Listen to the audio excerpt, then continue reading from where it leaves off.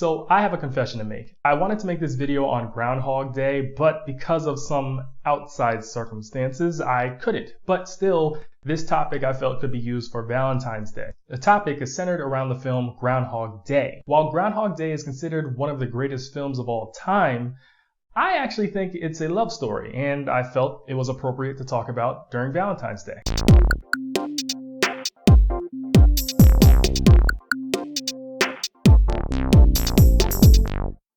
So there may be some of you out there who haven't seen the movie Groundhog Day, so let me explain what the movie's about in the first place. Groundhog Day focuses on a self-centered weatherman named Phil Connors. He and his weather team, consisting of Rita and Larry, travel to Punxsutawney, Pennsylvania for their annual coverage of the Groundhog Day festivities in that area. On February 2nd, Phil reports on the groundhog Punxsutawney Phil and the area's festivities. Later on, a blizzard makes Phil and his weather team have to stay the night in Punxsutawney. The next day, Phil wakes up and experiences the same events as the day before. This continues throughout the movie, where he is trapped in an endless loop, having to relive that February 2nd over and over again. After taking advantage of people, learning new hobbies, and trying to kill himself repeatedly, Phil ends up developing romantic feelings for his co-worker, Rita. Once Phil truly opens up to Rita and pursues her with good intentions, he is relieved of having to repeat Groundhog Day over and over again, and the two live happily ever after.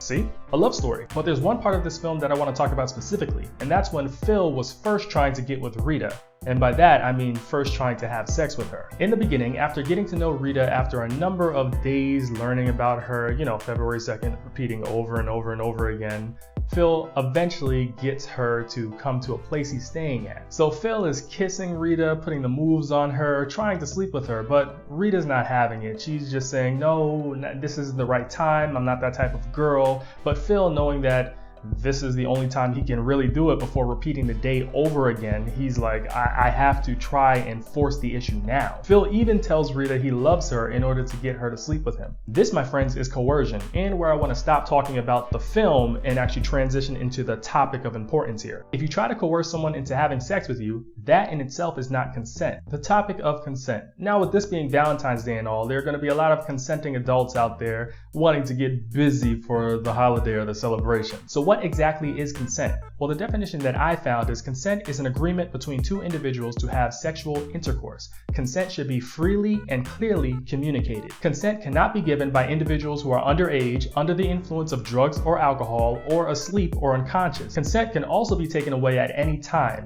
Yep, that's right. Even if you're in the middle of doing the do, if someone says they're done, you're done. For this video, we're going to talk about consent as it applies to coercion. So if you coerce an individual to have sex with you, some people feel that is a form of sexual assault. Even if a person says no when you're trying to get busy with them, don't take that as playing hard to get. Actually explore those feelings, actually explore those words and see if the person actually wants to take it to the next level. Ask them, are they okay? What would they like to do? If someone says, I don't usually do this, but, or I'm not sure, or maybe, but, no, stop right there and try to get the words out of them saying, hey, I would like to go further. Maybe that's not necessarily the right way to go about it. Try to get it out of them. Just ask them, what would you like to do?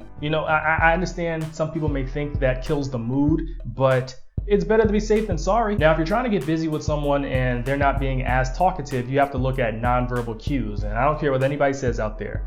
People can read nonverbal signs a lot of times. So if someone's pushing you away, or they're pulling at you, or maybe they're being quiet, they're not being responsive, ask questions. And if the person isn't being very clear in their responses, don't go any further. Despite what pop culture may have you believing, sex is actually a very serious act and should not be taken lightly. On top of using precautions when it comes to condoms and lubrications and testing for STIs, one must also take precaution when it comes to words. And what I mean by take precaution with words is that if someone is not clearly articulating to you that they want to engage in sex, do not take it any further. Trust me, it will make a world of difference. So going back to Phil and Rita, eventually he gets the point and they have a happily ever after, but still, trying to coerce someone into having sex with you is creepy and wrong. With that being said, I hope that all of you out there have a great Valentine's Day. Make sure to be safe, make sure to love each other. Women, buy men gifts.